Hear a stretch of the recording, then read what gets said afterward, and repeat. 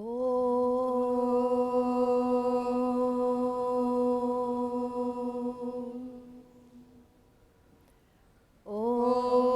Sahana Vavatu Sahanau Bhunaktu Sahaviryankaravavahai Tejasvinavadhitamastu ma vidvishavahai. Om Shanti Shanti Shanti.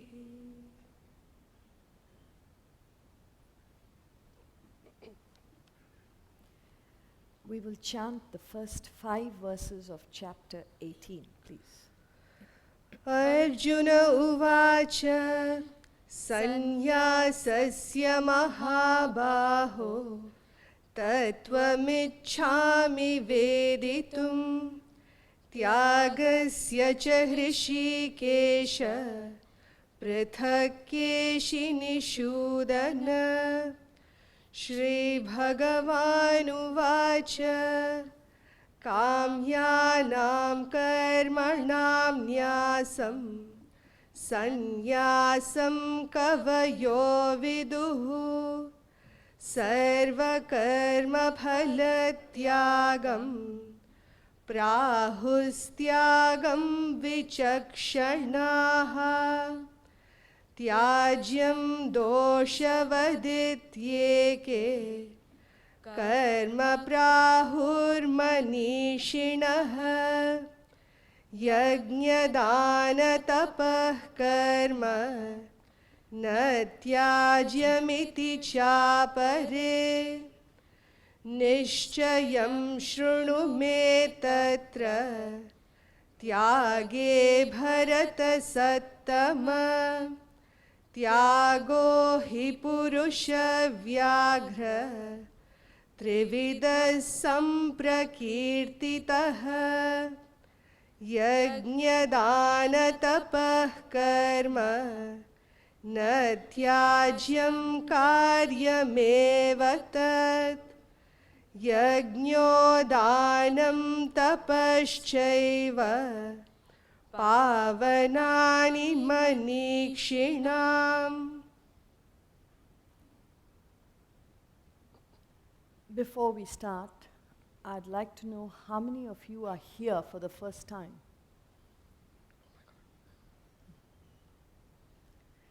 The reason I'm asking is we need to be familiar about this exercise. Why are we studying the Bhagavad Gita? Why the Bhagavad Gita? I have no idea why you're all here, but I'm very happy to see many young people.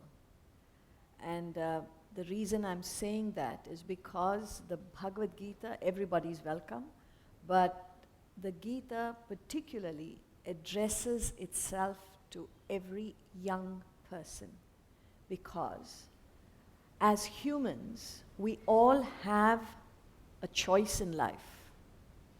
No animal has this choice. When we say that, a human being could be born in the best of circumstances and keep complaining about everything and anything in life and make oneself miserable.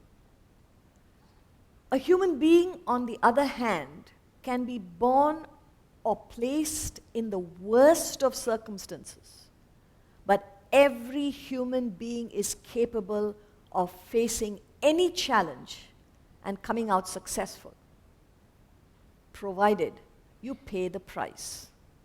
So where the subject like the Bhagavad Gita comes in is to tell us how to go about our lives, exercising this choice in spite of circumstances. Just because we've got everything on a platter doesn't mean we can relax, because it's a question of time. Things can change. Are you prepared? Or just because you are struggling in life, you might develop a kind of pessimism or fatigue. Why is this happening to me? How long am I going to struggle in this manner? No human need ever to feel that way, provided you know how to face challenges in life. And that's the background of the Bhagavad Gita. I did say we should be familiar with this study so that we get maximum benefit of these 4 sessions that we have together. Now, I believe most of you would know that the Bhagavad Gita is a conversation between Lord Krsna and Arjuna. So who are these 2 characters? See, as Indians, we would say Bhagwan hai, Krishna Bhagwan hai, so we must respect him. Now we are going to take a very scientific approach to the Bhagavad Gita because that is what it's meant to be, a science. It contains the philosophy of Vedanta. Vedanta is just a body of knowledge, a science of life and living. Just as you would go to school or university to gain knowledge of various subjects. So you become proficient in, say, science subject, or it could be physics, chemistry, mathematics. It could be engineering, it could be medicine, business. You've got a variety of subjects that you can become proficient in. So you go to school, you go to university, you pick up degrees. But what happens with all the subjects that the world offers is this. All subjects of the world have a limitation. When I say that, what can you do with degrees or a couple of degrees? What can you do with it? You can only exchange your knowledge for wealth in the world. This is what you can do.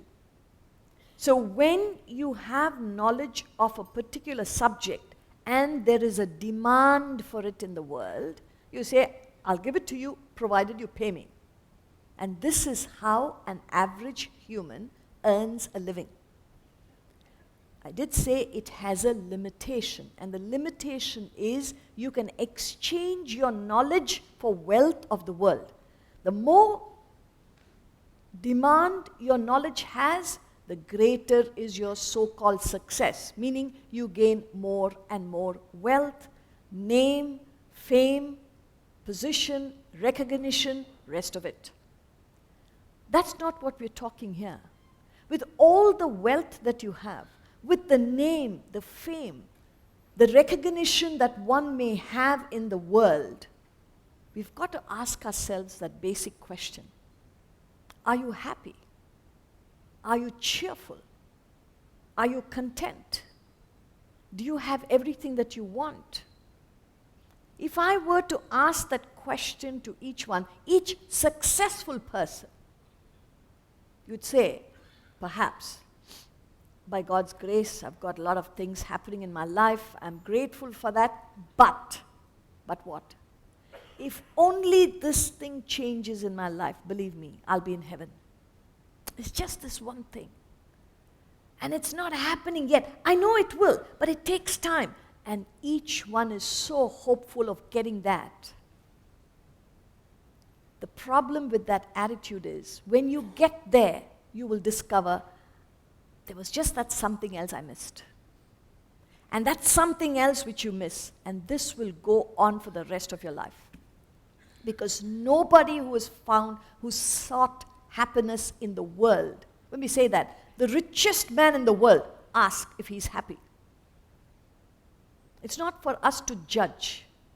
In this classroom, we will only be analyzing. There is no criticism here, but there is an analysis of what life is all about. Why are we born human beings? What are we supposed to achieve in this lifetime that we have before us? Every human has this life. You don't know where you came from. You don't know where you're going. But in this brief time that we have, and we don't know for how long, what are we supposed to achieve? Because if you say, I want to be successful, I want to be known in this world. I want to contribute to this world. Great thoughts, beautiful thoughts. But remember one thing. All that you achieve in this world, whatever you get out of your sincere efforts, you take nothing with you. When you go, you take nothing. Now don't look at me like this, because I know you're saying, why are you talking about ashubh things, that we are going one day? But it's a fact of life. That's why I'm saying let's get ourselves organized before we get into the subject. Let's understand, why are we studying this? What's the necessity? So one thing is very clear, that whatever anybody has achieved in a lifetime does not go with him or her. You've come into this world alone, you go alone. This is a fact of life. Let's face it. Nothing wrong with it. So how do you train yourself in such a way that you live a full life, a complete life, a life of success, achievement, dynamism, enthusiasm, efficiency, everything put together, and at the same time be completely peaceful, blissful, happy, and content? We say this because if you examine the world, people have one, not the other. You could have success, but not necessarily happy. Or you could be a peaceful, happy, cheerful person, but by no means an achiever. So is there a way by which we can combine the two? That is the technique that the Bhagavad Gita is teaching us. Now, you all just heard Vinitaji saying that this is the 18th chapter of the Bhagavad Gita, the last chapter. There are actually 78 verses, and since it's one of the longest chapters of the Gita, we take it in parts. Otherwise, we won't be doing justice to the study of the Gita. Now, where Swamiji, who's also my father and guru, comes in is what you see on the screen here. You see a summary. I don't know how far back you can see it, but I will help those who can't. What you see here is a summary of the chapter, which is not in the original text. This is part of the research that he has done. And it's made it very simple for anybody to follow the flow of thought in a chapter. So there is this conversation going on between Lord Krsna and Arjuna. So these two personalities represent an enlightened person, or a person of wisdom, Lord Krsna. For all of us, that's more than enough. A person who is fully qualified, known as Jagat Guru, a universal teacher or guru. Not because of his height and weight and his beauty. That's not what makes him a universal teacher, but he gives out laws and laws of life, which is the science of the Bhagavad Gita, the philosophy of Vedanta. So that is relevant for us, a person who is well qualified to pass on the knowledge. That's Lord Krsna for you. And Arjuna represents any one of us. We're full of questions. We live in this world. We don't know how to face our challenges. Something could be bothering us. Where do we find the answers? Now here is a text that could address any question you have, could help you face any challenge, because that was Arjuna's condition. In the very first chapter of the Bhagavad Gita, it starts with Arjuna's despondent condition, where he collapsed on a battlefield as a kshatriya. See, if you and I collapse on a battlefield is understandable. But a kshatriya, a warrior, a soldier with a noble cause, he was about to fight that battle, not for his personal gain, not to become a king for himself, but to protect righteousness. The Kauravas, or let's say the unrighteous people, had taken over the kingdom. And here was a person, along with his people, who had thought about how to deal with the situation for 13 long years and decided on a course of action that would be beneficial for one and all. And at 0 hour before the battle was about to begin, he collapsed and said, I can't fight. Because he saw his own people on the other side. He said, how can I do this?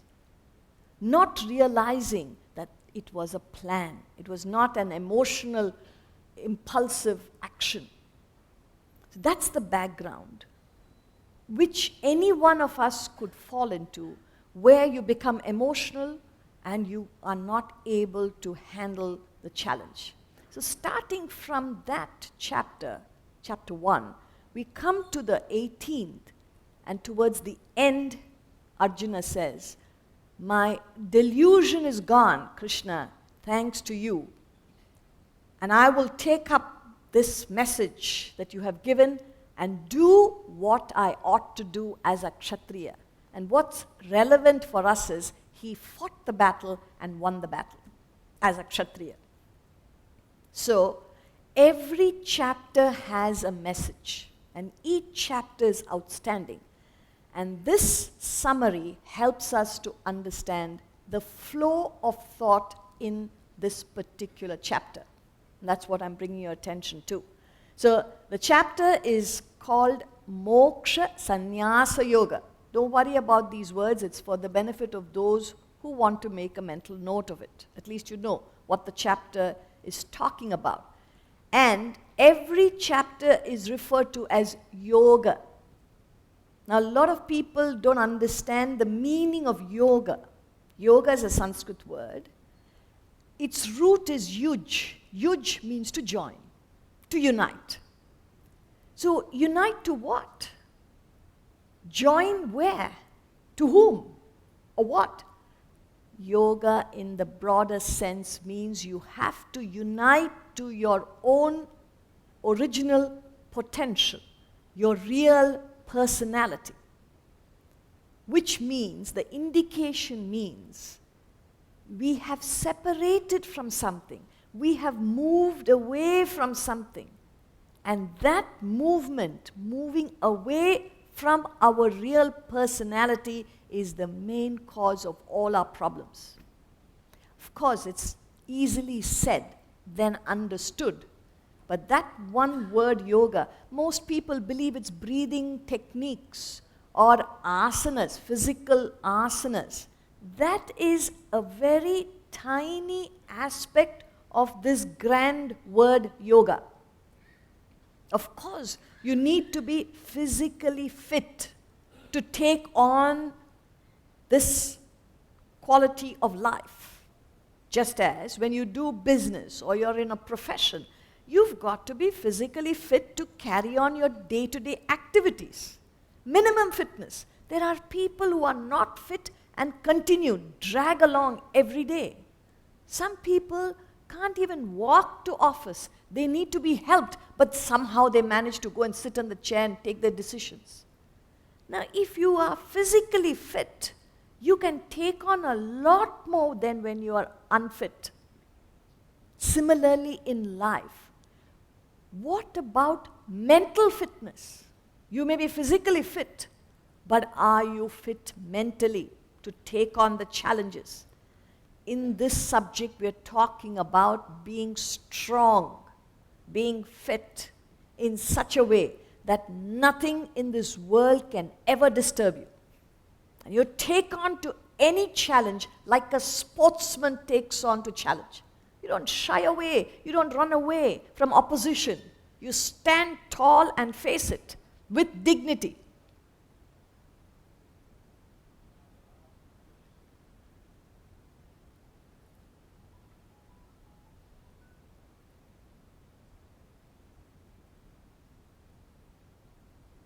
The subject trains you to handle any challenge. That's what we're talking about.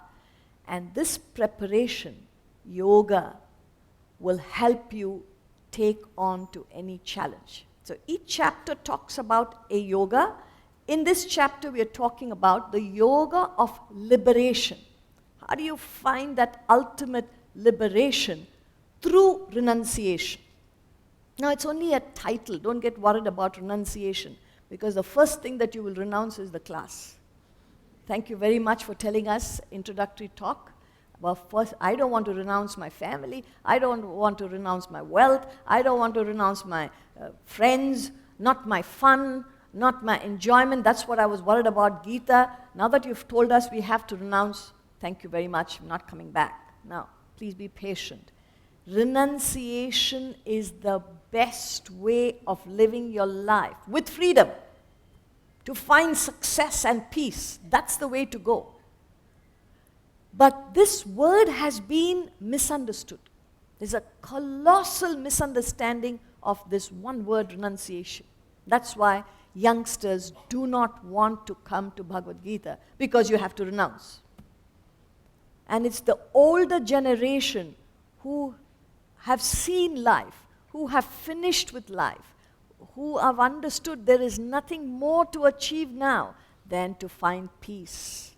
And that's where you find people are attracted to the Bhagavad Gita at an old age. Now, it's meant, like we said, for every youngster, and that's what we are going to find out. What do we mean when we say it is meant for every young person? What is this renunciation that he's talking about?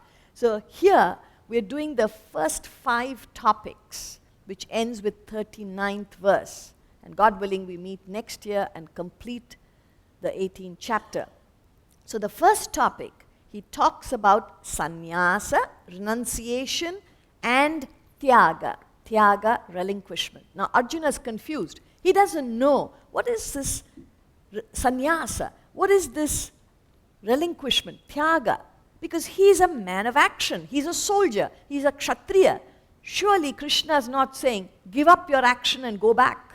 In fact, he wanted to do that. Arjuna did not want to fight the battle. It is Krishna who's trying to tell him the value of action. In fact, a whole chapter, the 3rd chapter of the Bhagavad Gita, talks about karma yoga, or the yoga of action. How do you act? What is perfect action? How do you get success? That is discussed then. So he is still confused about these 2 concepts. What is sannyasa? What is tyaga? And that's how the chapter starts. And slowly through the chapter, he helps us analyze our own personality, which is what we'll be doing. Hopefully by the last day, we'll put up a chart where you can track your own personality. Where do I stand? Am I strong? Am I weak? Am I good? Am I bad? Am I right? Am I wrong? That analysis will help you understand what sort of a human are you. Who am I? Who are you? Each one can find out. And what's more, I said we have a choice. Every human has the choice to become better and better. And who can tell? You can reach a state of absolute perfection, provided you know how to get there. So we'll start with the first verse of this chapter. Arjuna uvacha sannyasasya mahabaho tattvamichhami veditum tyagasya cha hrishikesha prithakkeshi nishudana.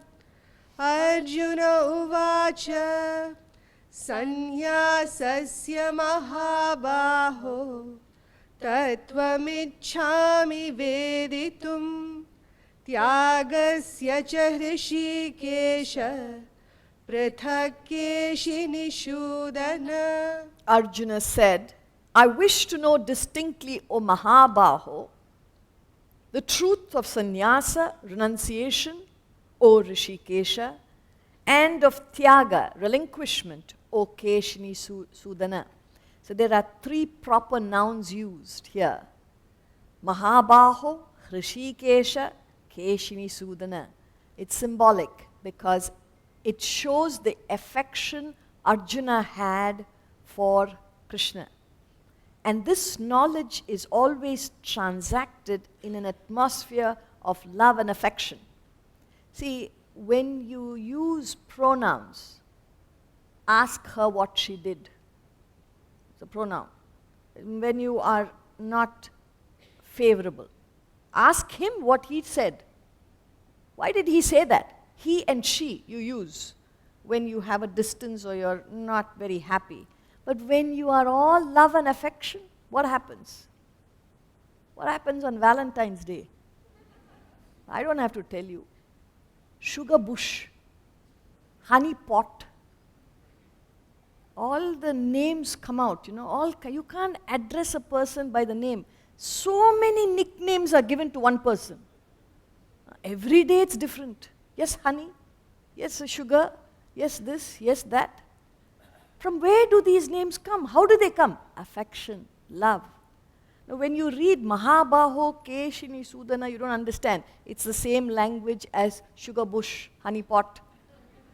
But it's in ancient, we are talking 5,000 years ago. So the language was different, but the meaning is the same.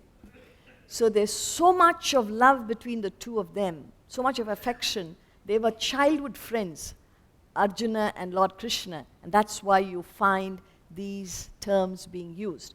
Now besides that, Arjuna is asking, it's actually in the Gita, which runs into 701 verses. This is the last question of Arjuna in the entire Gita. So he says, I wish to know distinctly, prathak, clearly, the truth, tattvam, about what? Tyaga and sannyasa. What is this tyaga? What is this sannyasa? Earlier in the 6th chapter of the Bhagavad Gita, the very first verse is a beautiful verse where he defines what is sannyasa, or who is a sannyasi, who is a yogi. So we believe a sannyasi is one who is dressed in that attire, wearing the rudrakshamalas and the various signs of sannyas. We believe that person is a sannyasi. I'm not saying he's not, but attire doesn't make you a swami. Or your address, I live in an ashram, or I'm in a temple, that doesn't make you spiritual. Just an address, just an attire. Anybody can change. Tomorrow you can change your attire. But have you become a sannyasa? Are you a sannyasi? What is it that defines sannyas? In the 6th chapter, I just put it up on the screen so you know it is there and you can always go home and refer to it. He says, Anashrita karma phalam karyam karma karoti yaha sa sannyasi cha yogi. He who does his bounden duty without depending on the fruit of action, he is a sannyasi and a yogi, not the one without fire, not the one without a cause to work for, an ideal to work for. You should be working for your organization. You should be working for your family. You should be working for your society or your community or the country or the world. You've got to have a fire means an ideal and not one without action. You can't get away from action and become a sannyasi. Now, where is our concept of sannyas? And that's why I'm giving you a definition. People will still believe that you must go to an ashram, then you will be a sannyasi. You can be anywhere. But do you have an ideal and are you active? Are you selfless? That determines the state of sannyas. So here again, Krishna is going to be answering Arjuna's question clearly about what is the distinction between the state of sannyas and tyaga. Because we talk about sacrifice, service and sacrifice, relinquishing. What do we relinquish? What do we have to give up? Because I'm not prepared to give up anything a youngster will say. So to make it more clear, we go into the discussion. Shri Bhagavan Uvacha Kamyanam Karmanam Nyasam Sannyasam Kavayo Viduhu Sarva Karma Phalatyagam Prahustyagam Vichakshanaha श्रीभगवानुवाच काम्यानां कर्मणां न्यासं सन्न्यासं कवयो विदुः सर्वकर्मफलत्यागं प्राहुस्त्यागं विचक्षणाः. The blessed Lord said, sages understand sannyasa to be renunciation of desire-ridden action, the relinquishment of fruit of all action the wise declare as tyaga. He's giving us the distinction here. Again, please bear with me. This is poetry. The Bhagavad Gita is a celestial song. That's what it's referred to as, Bhagavad Gita. Now, since it's poetry and also something that was written thousands of years ago, we've got to understand every verse has to be decoded. There's a little bit of decoding we have to do to bring it to contemporary language. And that's a little bit of patience that we need. Now, once you get the message, it becomes very simple. So don't get worried or concerned when you don't understand what this verse is saying. You're not meant to know it, so you're fine. But if you follow the line of thought, you will get the message quite clearly. So what he says here is, first of all, he uses the word kavayaha. Kavayaha means sages. Sages, thinkers, philosophers, contemplators, they were scientific-minded people. So they had a vision that an ordinary person did not have. And please note, it's Lord Krsna himself saying sages. He is known to be a Jagat Guru, a universal teacher, and yet he is referring to the sages. And if you go back to the sages and saints of yore, we're going back in time where the Vedas were written. There are no authors for the Vedas. Yet it gives us the highest knowledge known to humanity, the Vedas. You've all heard of the Vedas, I presume. You've not heard of Vedas? Yeah, of course we have. As Indians, at least you know that. How many Vedas are there? 4. Not bad. Delhi is doing great. So, the Vedas contain all the knowledge that one needs to live in life. And what's interesting is, at the end of every Veda, you had the Upanishads. And the Upanishads contained the highest philosophy known as Vedanta. That is how the word Vedanta comes. Veda Anta. The end of the actual Vedas contain the highest philosophy. There's a pun on the word Vedanta. It also means, Vedanta also means the end of knowledge. Veda means knowledge, Anta means end. So whether you take the literal meaning at the end of the 4 Vedas, which contain the Upanishads, the highest philosophy, or you take the meaning of knowledge. Veda means knowledge, Anta means end, and then you have this problem. What do you mean the end of knowledge? Because knowledge never ends. The more you learn, the more you need to know, and this will never end. Not with the knowledge of the highest truth. When you trace back and back and back and find out the very source of your existence, who are you in essence? Who is this human being? What is the ultimate truth of your life? That knowledge of reality, which is your real personality, is also referred to as the end of knowledge, meaning the highest knowledge ever known. So, coming back, these sages, these masters were visionaries. They had the highest knowledge, and therefore Krishna has the humility to refer to these masters. And if you go back to the Upanishads, they say the same things. Our sages, our wise people have told us this. Nobody attributed the knowledge to oneself. I am telling you that humility is very important in communication of knowledge. It is not your erudition or scholarship, but it is humility with knowledge that will communicate. It's a good tip for anybody who plans to convey anything to anyone. Never do it egoistically. The moment you bring in your ego, you don't communicate. You put the shutters down. When you reduce, when you dissolve your ego, you build bridges. And even if you know a little bit, it gets conveyed. So, see, just this word sages has so much packed in it. Now, that's what we do in the academy. I think some of you have seen the presentation. Did we have it today? Yeah.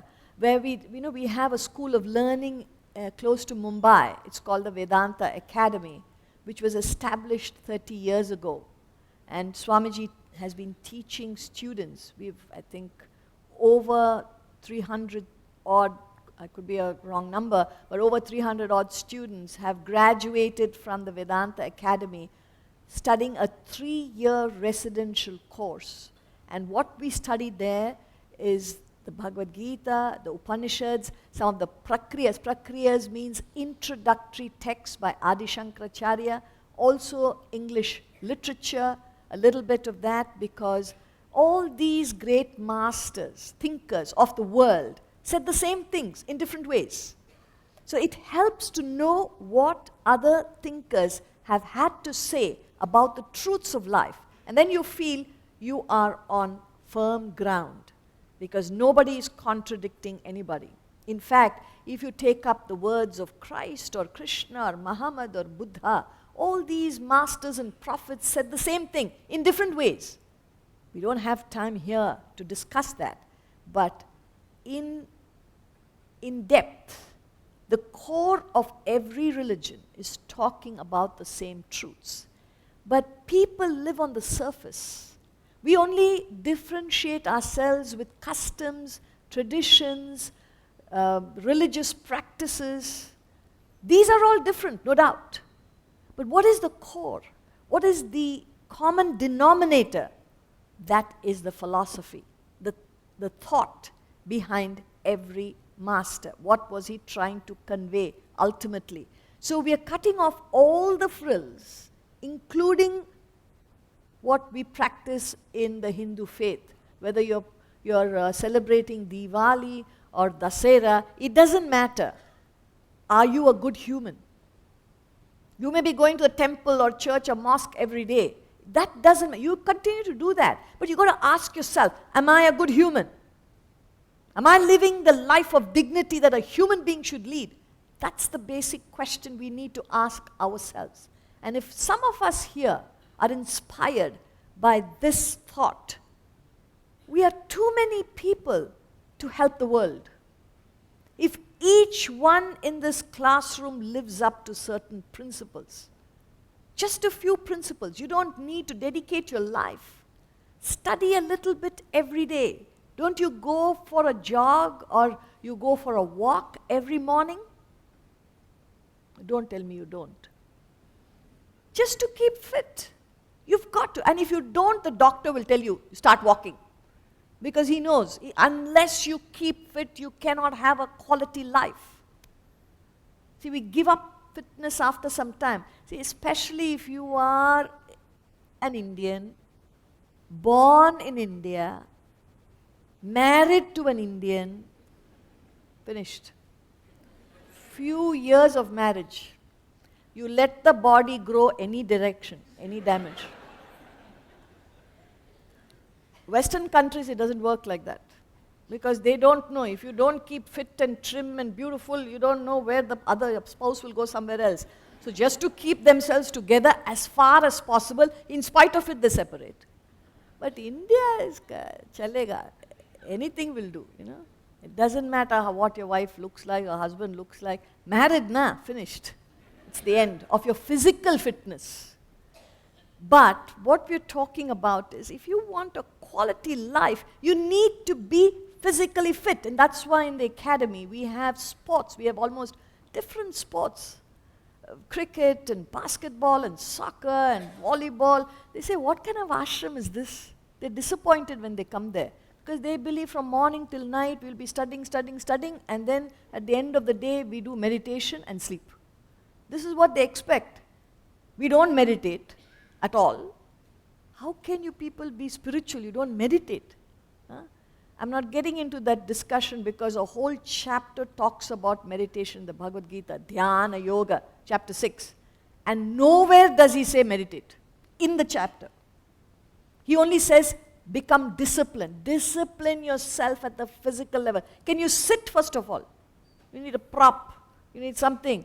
If you're supposed to sit on your own, back is paining, or something is, my leg is cramped, it's become numb.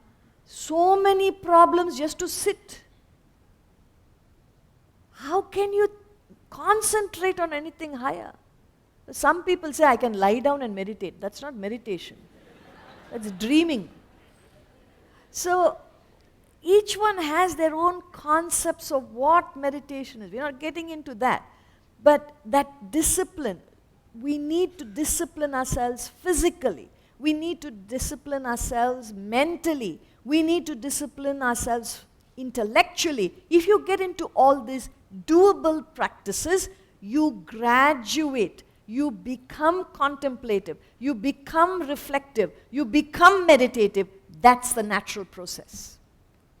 So, coming back, in the academy, in the 3 years that we have, we can afford to spend time analyzing.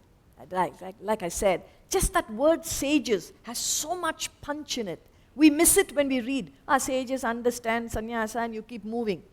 But in the academy, we spend time understanding these verses in depth.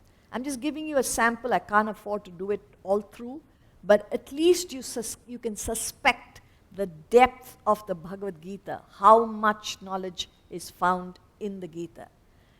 But those who are interested in knowing more, if you feel inspired, we have enough for you, so you don't have to worry. We have the books available, and fortunately now, recently, last 2 years, we have the entire 3-year course available online. All you need to do is to enroll and learn.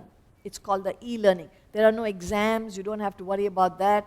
There's nothing else except listening for an hour every day. If you can do that, like you go to a gym for physical fitness, you listen to these values for 1 hour every day, you develop mental fitness. So together, with mental fitness and physical fitness, you got your life made.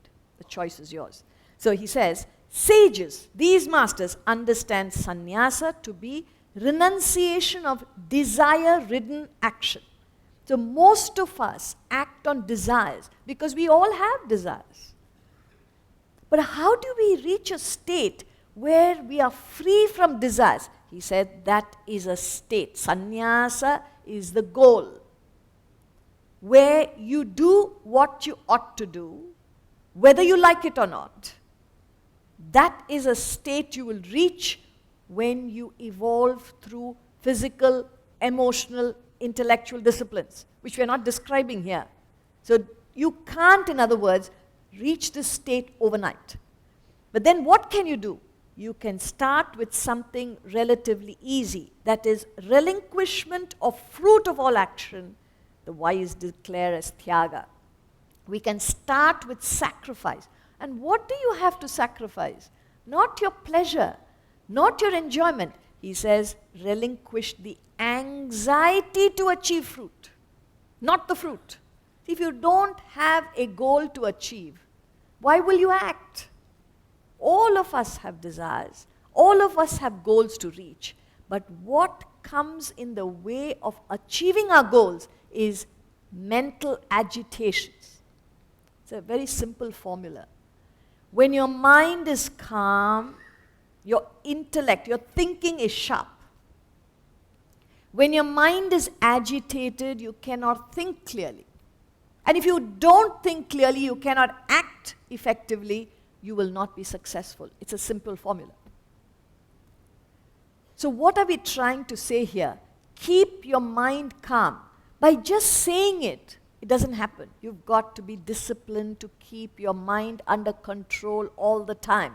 And what will help your mind be calm and controlled is a strong intellect, buddhi. And how do you get a strong intellect? Are you born with it? No. It's like muscle. Do you have strong muscles? Depends on whether you exercise it. If you don't exercise any muscle, that muscle becomes weak. You may say, I've got weak abs because you have not exercised it. Or my arms, I don't have arm strength because you have not exercised it. But if you start exercising now, you can develop strength in your muscle from today. Similarly, if you keep exercising your intellect, not given the method, I've told you there are books, there's an e-learning, there's a whole lot that we will discuss in these few days. But there is a method of strengthening your intellect. And once your intellect is strong, you are able to control your mind, you're able to control your body, you've got everything under control. And that's what he's saying. You relinquish the fruit of action, the anxiety to be successful, and that will calm your mind. You are able to apply yourself, you're able to concentrate and focus on your action, and you will be successful. Continue. त्याज्यं दोषवदित्येके कर्म प्राहुर्मनीषिणः यज्ञदानतपः कर्म न त्याज्यमिति चापरे त्याज्यं दोषवदित्येके कर्म प्राहुर्मनीषिणः यज्ञदानतपः कर्म न त्याज्यमिति चापरे. Some philosophers declare thus action should be relinquished as evil. Others declare that acts of sacrifice, gift and austerity should not be relinquished. So now he's giving us two schools of thought regarding action. So one, he says, some philosophers, see, how do you define a philosopher? Who's a philosopher? Thoreau, you've heard of Henry David Thoreau, the famous American philosopher. He says, to be a philosopher is to solve some of the problems of life. To be a philosopher is to solve some of the problems of life, not only theoretically, but practically. That's what we are talking. We're saying that if you take up these values, you can face any challenge and solve them. I would only change the word from some to all. Thoreau says some of the problems. With Vedanta, with philosophy, you can solve all the problems. In fact, you will not have problems because you know how to deal with every aspect of life. So, some philosophers, we're talking about the sages, thinkers, declare action should be relinquished as evil. Evil meaning that which will prevent you from getting the highest. It's an obstruction. Let's take the word evil and understand it as something that will prevent you from getting the highest. And other thinkers say you can never give up three. What are the three? Yajna, dana, tapa. These activities should never be relinquished, given up. Now, why this difference? Is there a conflict? Is there a contradiction? There is no conflict or contradiction here. All that he's saying is, when you're full of desires, and that everyone has desires. I want this, I want that. Nothing wrong with desires. So as long as you have desires, you will be helplessly driven to act because you want to achieve so many things in life. So for such people, he says, you can act, you can function in the world because you need to, but change the quality of your action. Bring in these concepts of yajna, dana, tapa. We're going to be discussing it. Yajna is only an attitude. You have an attitude of dedication, of service and sacrifice in your actions. So you're working for your organization. You have a desire to take your organization to the top. It's a great thought. But when you function in your organization, make sure there is yajna, meaning you're acting with this attitude of dedication, service and sacrifice. That is yajna. Danam. So once you serve your organization or your ideal, whatever you do, with such a good attitude, you're bound to be successful. You're bound to be prosperous. Then don't be self-centered. Dhanam, share your profits. Share it with all those who helped you get there. That attitude must come into your life, into your achievements. Otherwise, you'll be self-centered. You prosper, others suffer. It doesn't bother you. No, that is evil. Evil in the sense you'll be agitated when you are selfish and self-centered. So, yajnaha will help you achieve success. Once you achieve success, you've got to have dana. And don't just be extravagant because you got everything. He says, learn to be frugal, simple, regulate your life. Otherwise, you go all out because you got so much. What's the latest thing in India? Destination weddings. I'm not saying it's right or wrong. How much of organizing and how much of time, effort, not to talk of money, all put into a marriage, nobody remembers. And each one saying, I must outdo the other person. So there's a competition going on. Who does a greater, which destination you go to? More exotic, more, there's a kind of a competitive spirit. We are not discussing right or wrong. So now to be able to do that destination wedding, you'll have to earn day in and day out and keep on hoarding to be able to do that. Your whole life is just this. And for all you know, see, these days, it's very common. So what happens is, a son-in-law guy comes and picks up the daughter and all your wealth and walks out. Destination wedding. And then sometimes he returns the daughter, not the money. And for that you've struggled and struggled and struggled. Whose fault is it? So he says, tapaha. Shakespeare puts it beautifully in the Hamlet. Rich, not gaudy. You can be rich, but you don't have to be gaudy. You can be superior, but you don't have to announce your superiority. So that is the tapaha. Tapaha means you are frugal. You function according to your standard. You don't have to outdo your standard. You don't have to pretend to be somewhere where you're not, just to impress people. And when you try to impress people, that's exactly how they feel about you. This guy is trying to show off. So ultimately, you don't achieve anything. And yet you work and work towards that. Here is enough for us to think. So he says, don't give up yajna, dana, tapaha. And he continues.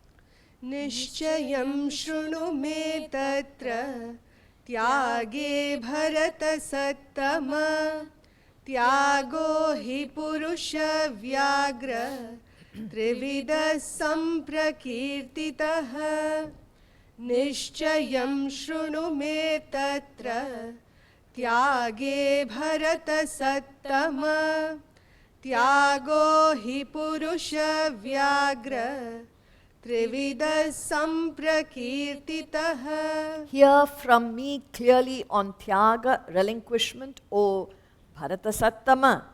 Tyaga verily has been declared to be threefold, O Purusha Vyagraha. So again, two names are given to Arjuna. Again, it's proper nouns that Krishna is using very lovingly, very dearly, because of the environment that they are in, of love and affection. So he says, hear from me. You'll find M in capital. Why is that? Because whenever a master, whenever a prophet, whenever a self-realized soul, an enlightened person talks, such a person is talking from the level of truth, reality, not the personality Krishna. Christ said, come unto me. It's not the personality Christ. When a master says, come to me, he means come to the truth, come to the reality. Why so? Because they had no other identity except the truth. See, it works like this. If some of you don't understand what we're saying, it's like this. Every river has a name. You say, this is the Ganges, this is the Nile, this is the Amazon, This is the Godavari. I don't know, whatever the rivers are. Each river has a character. It has a special qualities. Every river is unique. What is the destination of every river? Anybody? The ocean. What is the ocean? The ocean is one vast sheet of water. That is what an ocean is. And all these rivers pour millions and millions of gallons of water into the ocean. Doesn't make a difference to the ocean. And every river must meet the ocean. That is its destiny, its destination. It will not stop until it reaches there. Similarly, for every individual, your destination is to seek and find the truth, the reality, which is within your own personality. We are doing anything and everything except that. So these masters have reached the truth, meaning the river has merged with the ocean.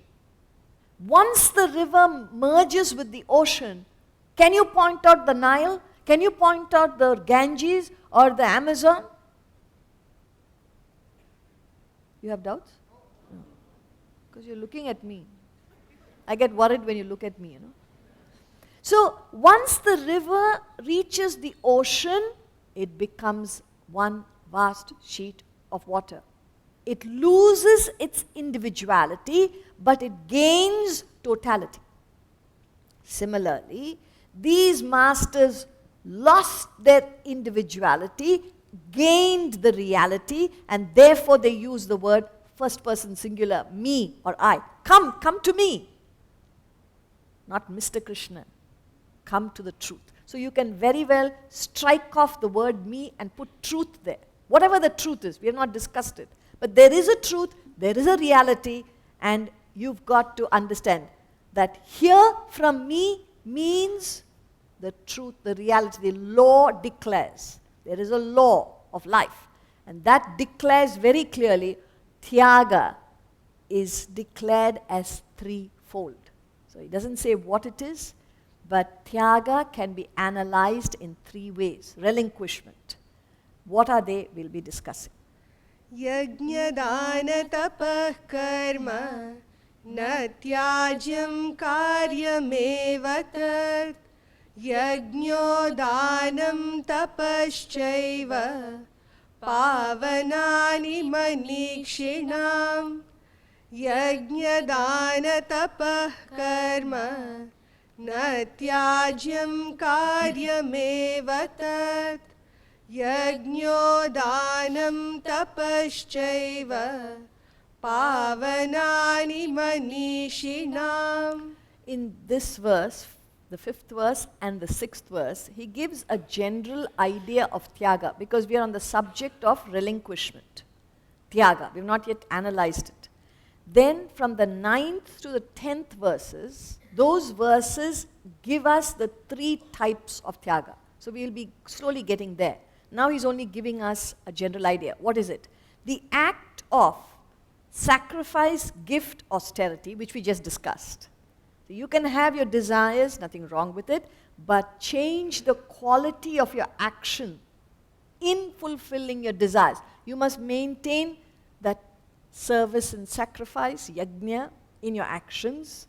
And when you are successful, don't be self-centered. Share your profits, share the benefits with one and all those who have helped you. Those are named, unnamed people who have helped you. And maintain a frugality. There is no exhibition of your achievements. Yes, lead a comfortable life. You need a bed to sleep on, right? What sort of mattress would you choose?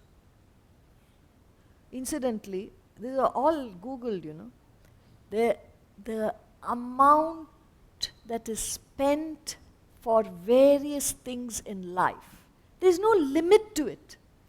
And the world keeps catering to people's demands. You want to be exclusive.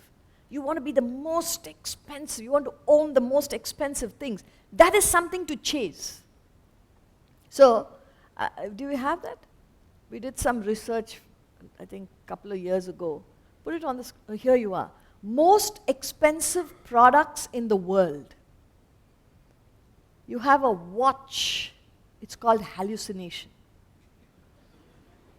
Value is $55 million. Please check it up. I'm not exaggerating. All this is Googled. So that's why the pictures are there.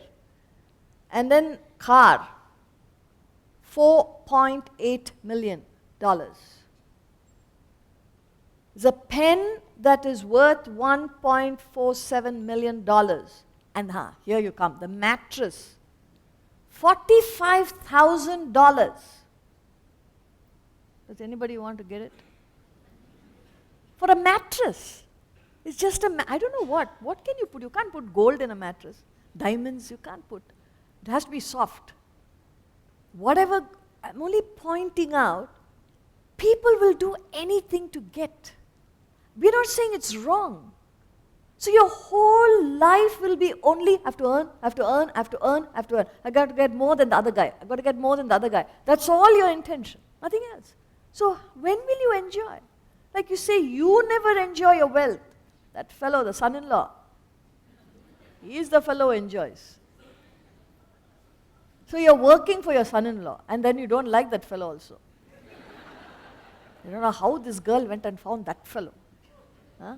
So anyway, so he says, this austerity we think you must stand on one leg. When you have two legs, why should you stand on one leg? And you believe that is austerity. Some rishi with flowing, beard, has not washed his hair in the Himalayas, he's standing on one leg. That is tapas. Tapas is in your day-to-day life, where you are being sensible, intelligent regulation of life's activities. That's all it is. That is tapas. So he says, these should not be relinquished. That indeed should be performed. Sacrifice, gift, austerity are indeed purifiers. They purify your personality. That's why you need to do it. You become a better and better human. Your actions are better. Your feelings are purer. Your thinking is clearer. That's what it will do. Therefore, you should take up to these practices. And he continues. Etan yapitu karmani sangam tyaktva phalani cha kartavyani ti me partha nishchitam matamuttamam. Etan yapitu karmani sangam tyaktva phalani cha kartavyani ti me partha nishchitam matamuttamam. But even these actions should be performed relinquishing attachment and fruit is my firm and highest conviction. Again, the word my has come. When he says, is my firm and highest conviction, it means it is a law. If you do it in any other way, you will not get both success and peace. You will have one, not the other. You may be successful, but you pay a huge price for that success. You will be agitated, worried, anxious. People can't sleep. You may be a successful person, but do you sleep? How many times you wake up in the night? How early do you get up? 3 o'clock I wake up, and then I stay awake watching the ceiling, and then try to sleep. Usually sleep comes after 6 a.m. That's why up to 8, 9 o'clock you're still in bed, because you have not slept. What is it that prevents us from sleeping peacefully? A life that is not organized, a life that is not disciplined. See, you're a human. You're not an animal. You need to know how to live life.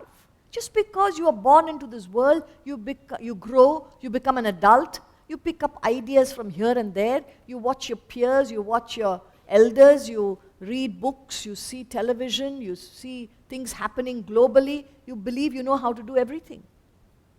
Living is a technique, is a skill.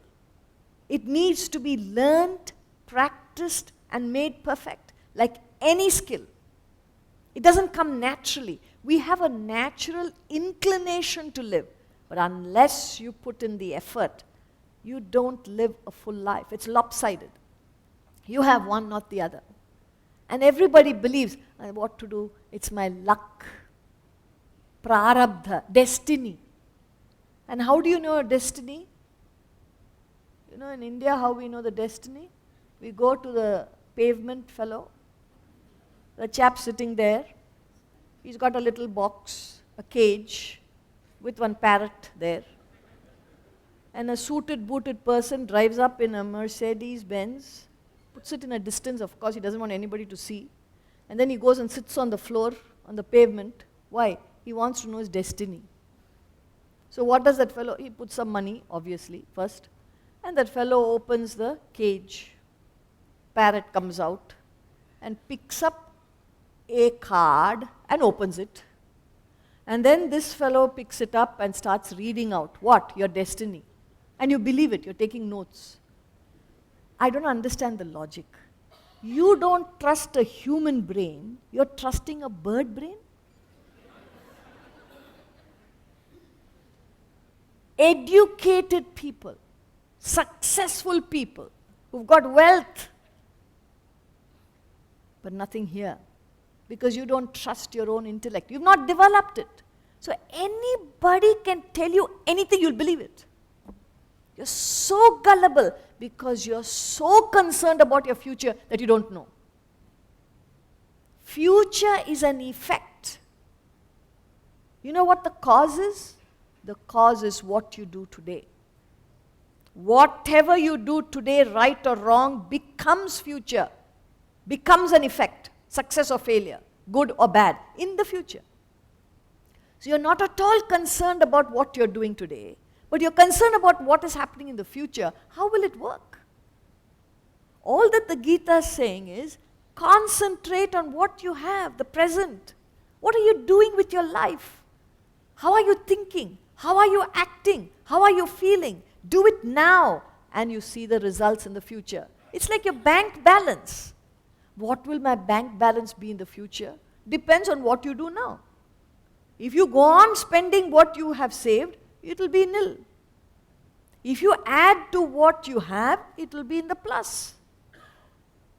So it all depends on what you do now. In fact, future. If you were to define future, it is a continuation of the past, modified in the present. Whatever you have been this day backward, you can't change that. But today you can change. What do you do? If your past has been negative, when I say your actions have been imperfect, your feelings have been self-centered, your thinking has been muddled, all this has made you what you are today. You're not clear, you're not sure, and there are lots of areas where you can improve yourself. Okay, so this is where we are today. No problem with that, but it matters, what do you plan today? Are you going to do plus anything good for yourself? Are you destroying yourself? What are you doing? You need to take stock of that. It's like you are already in debts. So can you come out of debts? Depends on what you do today. If you keep on withdrawing, taking loans, your debts will only increase. You will be in the minus always.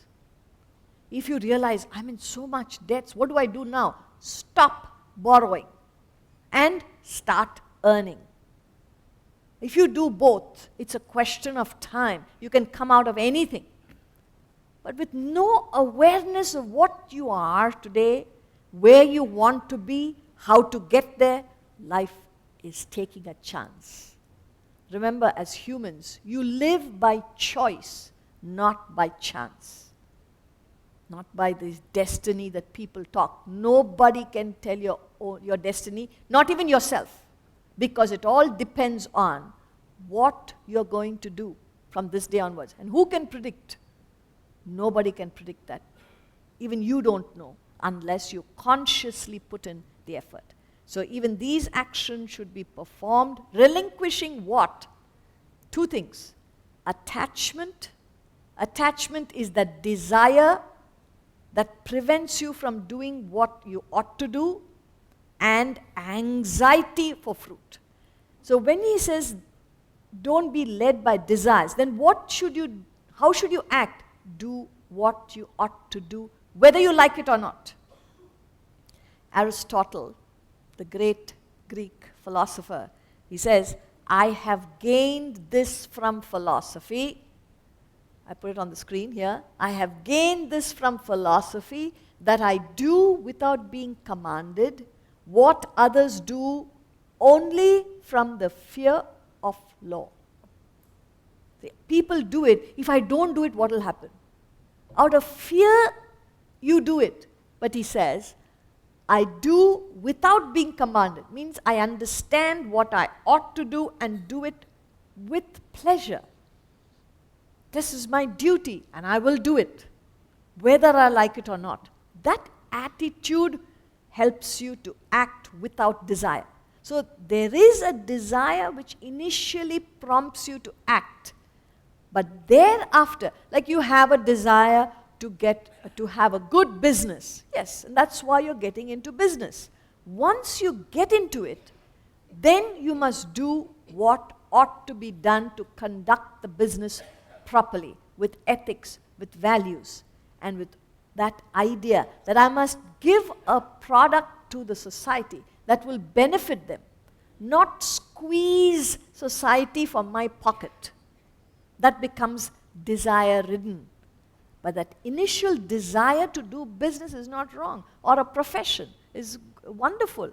But for what purpose? Not for your personal desire, but to do the right thing, which will serve one and all, you included.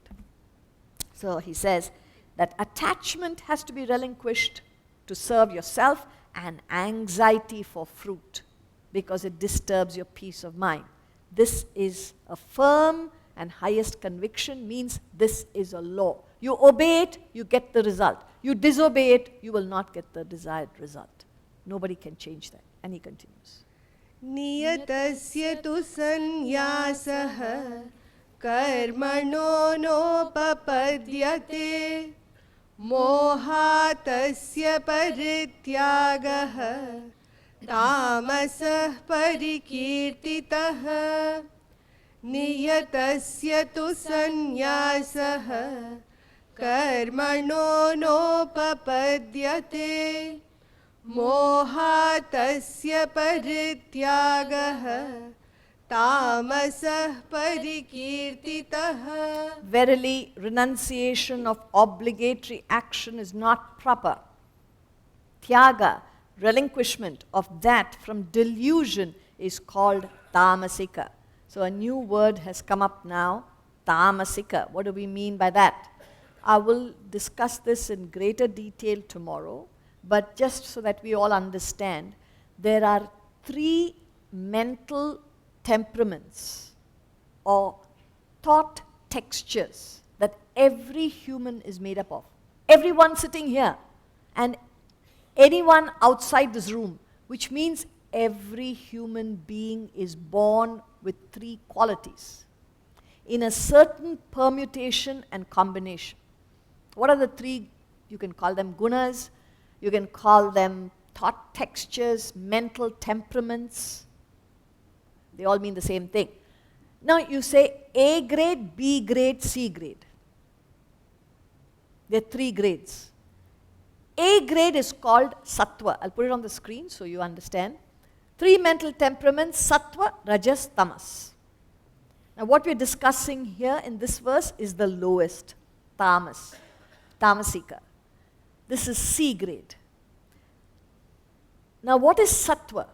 Sattva is a state of thoughts that a human being can have. That's any one of you. When you're calm, composed, serene, equanimous, thoughtful,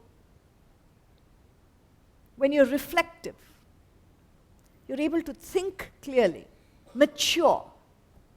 That state of mind when you are mature, responsible, when you have the highest quality of thinking, is referred to as sattva. Like I said, I'll explain in greater detail tomorrow. But for now, you can say that's the best quality of your thoughts. When that falls, when you fall from that quality, you get into rajas, which is mediocre, B grade. What is B grade of thinking? Where you are full of desires, ambitions, wishes, wants, demands, constantly demanding. And because of this pressure of demands, desires, you helplessly act because you have to satisfy. It's like hunger. You have a hunger burning inside you. You need to quench it all the time. So you're helpless. We call them sometimes workaholics. You can't stop acting. You're restless. Not only are you restless, everybody around you also you make restless, uncomfortable. Why? Because you're restless. There are some people who function like that. So Sunday is a terrible day for the family. Why? That fellow is sitting at home. Oh my God, I don't know what he's going to do. He won't let us relax. He won't relax. He's like, come on, let's do this, let's do that. I'm not saying activity is wrong, but he just cannot keep quiet. He's restless. He's got to do something. That restlessness, that anxiety in living and achieving, it's like feeding fire. Even if you keep on feeding fire, it will consume, ready for more. No sample of fire will say, you've given me enough, thank you very much. No, that's the nature of fire. It will keep on consuming. That is rajas. You're never restful, always agitated. Tamas is, I don't have to tell you, happy-go-lucky. करेंगे हाँ करते हैं करेंगे भाई करेंगे करेंगे will never happen. करेंगे देखेंगे means it will never be done. Come tomorrow you go, no, not today, you have got problems, I can't. You will be waiting, nothing happens. That attitude of procrastinating, postponing, always late. We say here, come on time, sit down, relax. That's why we have a shanti part, we have some bhajans. For what? Because you come from different, environments. Somebody could have had a problem with parking the car, you'll be agitated. So if you come in time, you're still agitated. By the time 10 minutes of the lecture gone, then you start listening. What is going on here? And unless some joke is given or something, you're not even here. I know you're physically sitting here, but not mentally. So then you lost half the lecture, half of it is gone. So tamas is that indifference, careless, heedless attitude in life. We'll take it up in more detail tomorrow, but now he's talking about tamasic relinquishment. What is the lowest kind of relinquishment? Where you renounce your duties. You give up duty. He says that is not proper. Even relinquishment of your duties from delusion, from confusion is of the lowest type. And then he talks about rajasic tyaga. Dukkhamityeva yat karma kaya klesha bhayat yajet sakritva rajasam tyagam naiva tyaga phalam labhet. Dukkhamityeva yat karma kaya klesha bhayat yajet sakritva rajasam tyagam naiva tyaga phalam labhet. Indeed, he who relinquishes action that is painful from fear of bodily trouble, thus performing rajasika tyaga, relinquishment, he does not obtain the fruit of relinquishment. So now he says, a person gives up action. Please note, in both tamasika and rajasika, there is giving up of action. And yet we said, remember we talked about who is a sannyasi, who is a yogi, a person who does what he ought to do. He does not give up action. But in both these cases, he says you give up. A tamasic person gives up action in ignorance, indifference, carelessness, heedlessness. See, why don't you take care of your health? bhi kya hai? You know you're diabetic, you know you've got hypertension, then why do you choose to eat food that is unconducive? Not wedding season, na? What a wedding will come and go, you will go. Be concerned about that. Indifference, some excuse. Why? Tongue, can't control the tongue. See, the interesting is there is no taste before the tongue. If the food is here, where is the taste? Once it crosses the tongue, there is no taste. Yet, these few inches of flesh, what a slave we become. Can't control. For your own sake, not for anybody else's sake. You know you should not eat sweet. Then why do you eat it? Can't control. This is the problem. We're talking about complete control. See, even a dog you're able to train. Put a biscuit on the tongue, the nose. The fellow will not eat till you say, okay, then he eats it. Dog can be controlled. You control the dog, you can't control yourself. Kamal hai. So, tamasic, you give up when you give up the right action because of complete indifference. You don't care for yourself. That is tamasic. Here he says you give up again. Why? Too much trouble. He says painful for fear of bodily trouble, thus performing rajasika relinquishment. If you give up because it's too much trouble, you will not gain the fruit of that sacrifice. It seems to be a sacrifice, it's not. Sacrifice your tamas, sacrifice your rajas. That's what you have to sacrifice, not action. Sacrifice the deterring factors, the factors that disturb you. That is what you got to sacrifice, not right action. And he continues in the next verse. कार्यमित्येव यत् कर्म नियतं क्रियते अर्जुन संगं त्यक्त्वा फलं चैव सत्यागः सात्विको मतः कार्यमित्येव यत् कर्म नियतं क्रियते अर्जुन संगम त्यक्त्वा फलं चैव सत्यागः सात्विको मतः. Whatever obligatory action which ought to be done, indeed performed, O Arjuna, relinquishing attachment and also fruit, that is regarded as sattvika tyaga relinquishment. So he starts with action. He says, what you ought to do, your obligatory duties must be done. But what has to be relinquished? He says, relinquish attachment. Attachment when you get involved, when you get enmeshed, when you get entangled. That is what you have to relinquish. Why so? Because we say, unless I'm involved, I can't do it. No. When you're involved, your intellect loses its stability. You lose your maturity, you lose your objectivity. Therefore, your action will not be perfect. You cannot afford to be attached. Attached is getting bound to something because of a personal gain. Something which you are feeding yourself with, your self-centered requirements is being catered to. Therefore, you attach.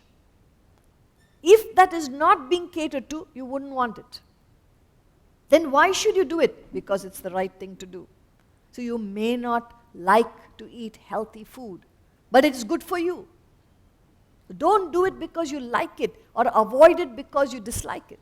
You ought to keep yourself physically fit. You owe it to your body. Keep this body in good condition till the last day of your life, for which you have to be disciplined, whether you like it or not. So when you're attached, you do what you like, you avoid what you dislike. So he says that has to be relinquished. Don't be a slave to your own mind. And then fruit. The next problem you get into is anxiety for results. Okay, I started this diet, but nothing is happening. I started this diet, nothing is happening. How will it happen? What is the backlog you have to offload? so much. You will take 6 months to offload all the wrong things that you've done, or perhaps a couple of years. Now, you don't give up. You got to keep doing the right thing. Your anxiety for future disturbs you in the present. So he says, whatever obligatory action which ought to be done, you got to relinquish this attachment. What have I got in it for me? That you got to relinquish. And the anxiety for fruit, because these are the obstacles in performing right action. That, when you do, is regarded as sattvic relinquishment. So, I think by now you would know that renunciation and relinquishment is not giving up action, but giving up the retarding forces in action. And we've just got warmed up. What I did not mention to you is in this part of the Bhagavad Gita, this chapter, he actually holds a mirror and helps you understand your own personality. Why that is important is, all of us have weaknesses, we have our strengths. Nobody is free. We've got plus, minus, everyone. Now here we learn how to detect the two. Whatever strengths you have, you've got to maintain it. But whatever weaknesses you have, you've got to learn to correct it and get over it. And by the end of the 39th verse, we should understand our personalities well in such a way that we understand our strengths and maintain it, understand our weaknesses and we have no shyness to accept it and change our ways. That would be the sum and substance of our study the next 3 days. Thank you very much. We'll see you tomorrow.